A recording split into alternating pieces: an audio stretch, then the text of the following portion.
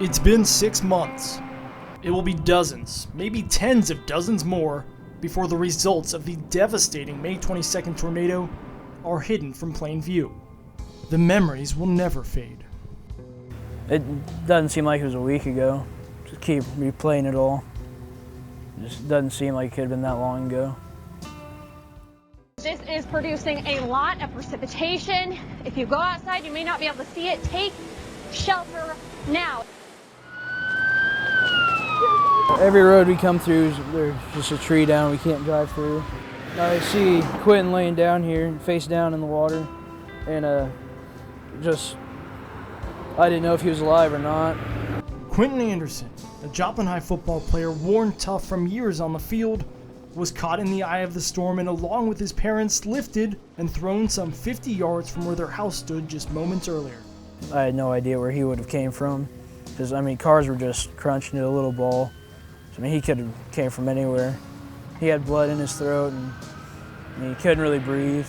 Kept asking him his name, and I couldn't hear it. Dan's grandfather drove Quinton to Freeman Health System, where he was airlifted to St. John's Hospital in Springfield. He had a laceration to his spleen. He had a lumbar fracture and orbital fractures. He had a skull fracture. And then everybody that came in that night just looked like they'd been sandblasted with mud. Just all that dirt and dust that was blowing around so fast, it just abraded their skin. Nearly 3 days in and out of consciousness, and still no one knew his name. Just tirelessly looking for his family or trying to find out who this young man could possibly be. We really just tried any method we could on Facebook to see if we could find any people that could be his family members. The problem, in the chaos, he was misidentified as Quinton Patterson, the wrong last name. No one in Joplin knew where Quinton was or if he was even alive. Then Wednesday morning, he woke. My personal nurse in Springfield in the ICU sent out a text message to my dad's cell phone number because I gave my correct name and his number. And fortunately, my sister had his cell phone. His older sister, Grace, who was not in Joplin the night of the tornado, would be the only one rushing to Springfield. I didn't know if my parents made it or not until about a little bit later, where my sister told me about my mom, and she didn't tell me about my dad, but I could just tell that he wasn't going to come. I remember telling them that I cried at night when I was alone, but I didn't cry when anyone was there. One of the first visitors after his sister, Joplin's new head football coach. I wanted a chance to get to meet him face to face, and because I'd heard so many wonderful stories, and once you hear the story, I don't know how you can't. The path to a healthy recovery would by no means be short or easy, but he was ready.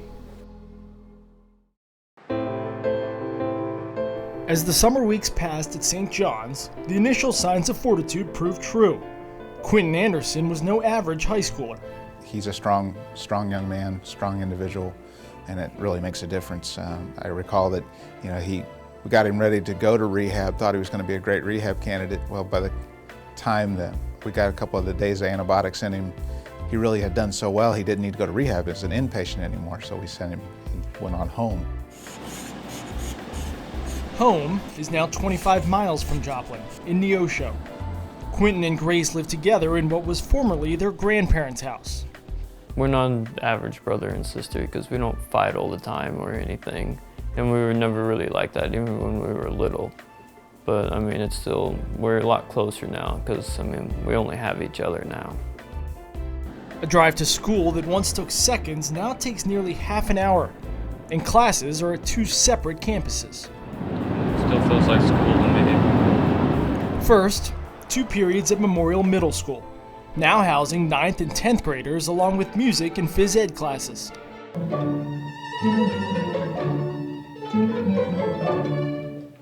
2 hours later, off to the 11th and 12th grade campus, an extension of North Park Mall. This is the norm now, the same way Friday nights on the sidelines as a football team captain became. We weren't going to let the fact that he can't play ruin his senior season altogether. And I told him he's just as much a part of the football program as any other kid. He's just not going to be able to play on the field. Remember who we are. Let's go, Q! Eagles! Yeah! Let's fight! Yeah! No matter what, there's nothing in the world that I wouldn't give just to play one more play. But I know me being there, just knowing that the players, how they feel about me and how they know what I went through and how I fought to be there, gives them some courage and strength to fight through their adversity on the football field. Football would lead from Jung Field in Joplin to Arrowhead Stadium in Kansas City. Things brightened off the field too, a brand new truck. But adversity would soon find its way back into Quinton's life. I was taking my date home from our homecoming dance, and just kind of out of nowhere, I just see this white thing out of the corner of my eye. A drunk driver careens into Quinton's truck, sending it spinning down the road. Luckily, both he and his date emerged from the wreck unscarred. The truck, though, is totaled, leaving Quinton and his working sister with just one vehicle. It's a challenge, yes, with all the stuff I had to go through. But then again, I mean, you think about it, I'm still alive. I didn't get hurt in the accident, so it's also a blessing. A blessing. Lost his house, lost his parents, lost his brand new truck, yet remarkably, still able to find a silver lining. Innocence forever lost, his world a never-balancing seesaw, Quinton regained steady ground.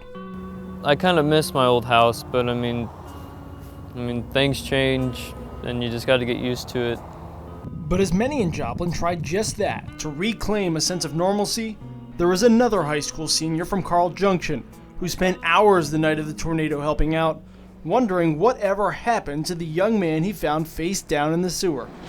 I don't know why, but he was just something that he just was the one that stuck with me the most.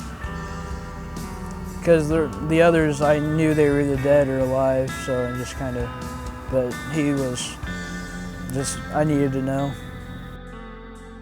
Just a few weeks ago, standing on that fateful corner, Dan got his answer.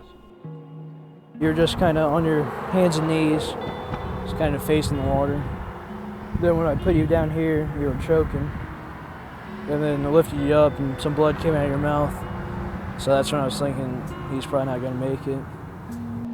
I couldn't understand anything you were saying, but I kept telling you to pray, I remember that. I'm so glad that you did. Yeah. You're welcome. You're the reason why I'm here today. Strangers, two 18-year-olds in very different places in life, now sharing a unique bond that can never be broken.